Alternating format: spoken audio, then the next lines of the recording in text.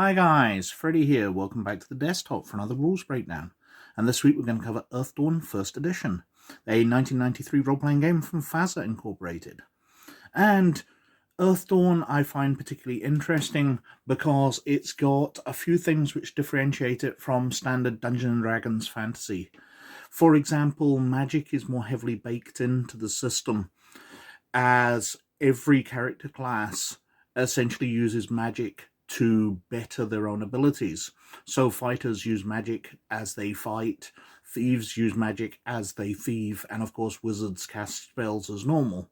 But everybody has magical abilities which they manifest in their own character class ways.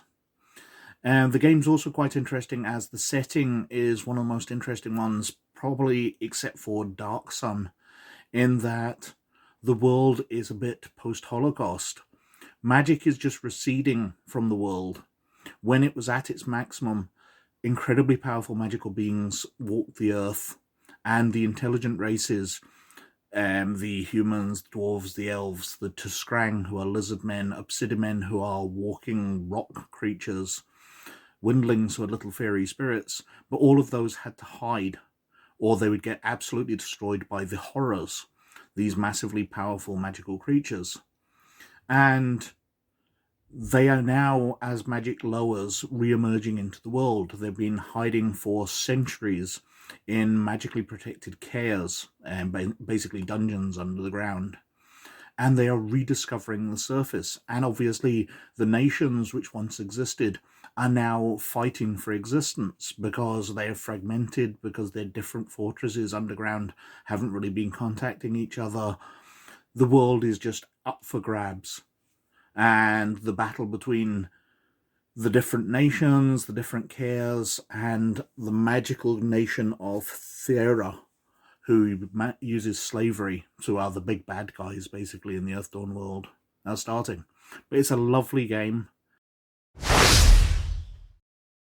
So Earthdawn uses for skills and most of its tests what it calls a step system. If we turn to page 36, we can see the steps. And we've got the step action dice table here. So depending on what step you've got, from 1 up to 40 here, you roll more action dice. So at step number 1, you roll d4 minus 2. Whereas step 40, you roll 2d20 plus a d10 plus a d8 plus 2d6. And you're rolling against target numbers. So if you have a skill of 9, which seems a reasonable amount, you're rolling a d8 and a d6. And your dungeon master has told you that your target number is 8. So we roll them, we get a 5 and a 1, we add those together, 6, and we have failed to reach target number of 8. And that's kind of as simple as skills are. You are working out your rank. If I flick over a few pages to a sample character set of stats, page 69, I believe.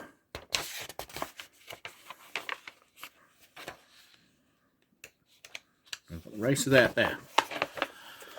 So we can see we've got the attributes. So this character, a Windling Beastmaster, has a dexterity of 11, which gives them a step of 5. So they're rolling 1d8. But then if they're using a talent, which adds to one of those stats, they're adding the dice from it. So their animal bond adds to the talent and gives them a rank of 9, so a d8 plus a d6. And that's how it works. You add the talent or the skill to the attribute to get a total, which you look at on the step dice, and then you roll those dice against the target number. And initiative. If we page to 192,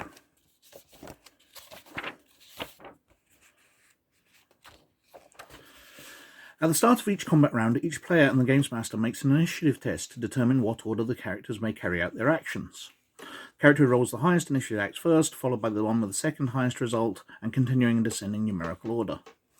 During each combat round, your character can do several things, but basically you get just one action. Perform a simple action, use one talent that requires an action, etc. Now, your initiative test is basically just a dexterity test. So if we go back to the Windling stats here, we can see dexterity is 11, so 1d8.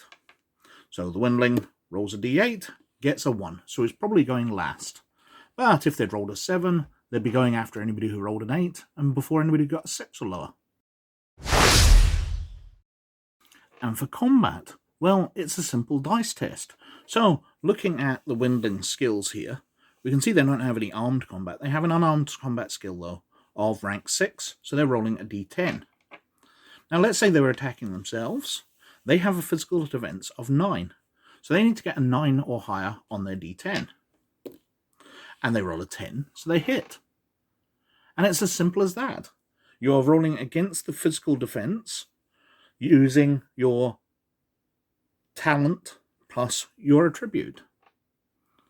And there's physical defense. If you're using magic, you're rolling against a spell defense. And for social interactions, there's a social defense. Now, there are various options in combat. If we flick over to page 200,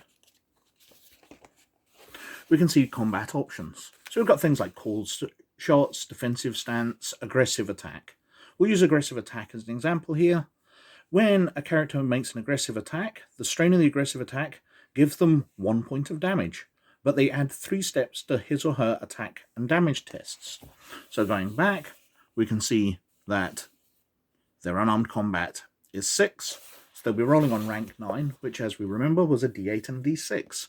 So instead of rolling just a d10, they'll be rolling a d8 and a d6 to hit. And they'll be adding 3 to their damage, but we'll come to that in a minute. Now, it's also worth noting that if we turn to page 246, so our Windling here has a physical defense of 9, which, if we look up on the success level table, we can see that an average success against success level 9 is a 9, but an excellent success is an 18. Although this isn't always double, it varies by the difficulty number. But if you're rolling an attack against somebody with a defense of 9 and you get an 18, an excellent bit success or better, then you perform an armor defeating hit, which means that the target doesn't get to take their armor into consideration when they take damage. Now, for damage, we go to page 194. After making a successful attack test, the character makes a damage test. The dice used for this test depend on the weapon used. Weapons add steps to the character's strength step. So, flicking back to page 64, we can see the Windling here has a strength step of 4, so 1d6. And if we look at the different weapons here, we can see that a knife adds 1, a dagger adds 2, a short sword adds 4, a polearm adds 8. So by adding the 2 steps together on the step table on page 36, we always end up going back to page 36. So their strength was 4. Let's say they're adding 8. They're using a polearm for some reason. They're now rolling 2d10 for damage. Now, you take off, assuming you didn't get an armor defeating hit on a target, any armor that they're wearing. So we can see that the armor rating here for a padded cloth armor is 2. Wearing ringmail is 6. Wearing blood pebble armor is 4. And armor has its ordinary armor rating as a mystic armor bonus, which counts against magic. But those come off the total damage rolled. So we'd said that somehow this Windling had done 2d10 damage. So he rolls a 4 and he rolls a 6. He's done 10 damage. He's attacking somebody wearing ringmail, so they take 6 off that. So 4 damage has got through. So we decided that 4 damage had got through. But what does that actually mean? Well, if we turn back to page 64, we can see that the Windling Beastmaster here has damage ratings, a death rating of 38, which means when he receives 38 points of damage, he dies. A wound threshold of 10. If he takes more than 10 points of damage, he'll take a wound.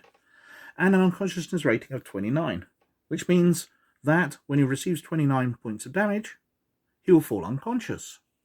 He also has a recovery dice of 1d10 and 3 recovery tests per day. So at 3 times per the day, he can heal 1d10 damage by channeling his innate magic back into his body to heal it. Now, how do you work these out? Well, if we flick back to page 52, we can see the attribute table. Now, these are the attribute value, not the step. So, flick back to the Windling here. He has a toughness of 15, although it's only rank 6. There's 15 here. So we look across 15, we can see he has a death rating of 38, a wound threshold of 10, an unconsciousness rating of 29. And the advancement system. Well, if we flick to page 218, we will see that they are dealt with by a system called legend points. And basically these are awarded as ordinary experience. Now, you can use ordinary things. Characters spend legend points to increase their attributes, talents and skill ranks, karma points and threads explained below. So you can see here that if you're getting a talent from rank 1, or you're increasing a talent to rank 1, and it's from your circle of 1 to 4, so basically your level of 1 to 4, it costs you 100 legend points. Increasing it to level 1 from circle 5 to 8, it's 200. If you're increasing it to rank 2, it's 200 and 300. And you look up this table for how many legend points to increase the talent. For skills, you likewise have a cost table here.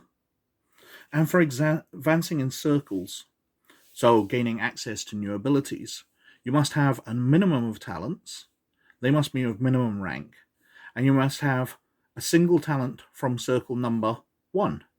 So to go to second level, you need to have 5 talents at rank 2, and they must be from level 1. And so on and so forth. You always have to have one from the level below, basically. But when you're getting up to rank 15, circle 15, you need to have 18 talents, and they must be at level 13. And so that is a very brief look through Earthdawn. Now, as I said at the beginning, I think Earthdawn is a great game. It's a fantastic setting, and there's some really interesting things put into it. Now, this is only the first edition, and they're now up to 4th edition. They have separated the background from Shadowrun, as the license got owned by different companies than the Shadowrun license. Because after FASA closed down business, or became only a licensing company, Earthdawn got moved to one company while Shadowrun got added to another. Now, the idea was this was the far past of the Shadowrun world. As the magic, as I said, was going down, it led to the ordinary world, where there's no magic at the moment. And then it started to build back up, which is why there's magic available in the Shadowrun world. It's kind of like a sine wave.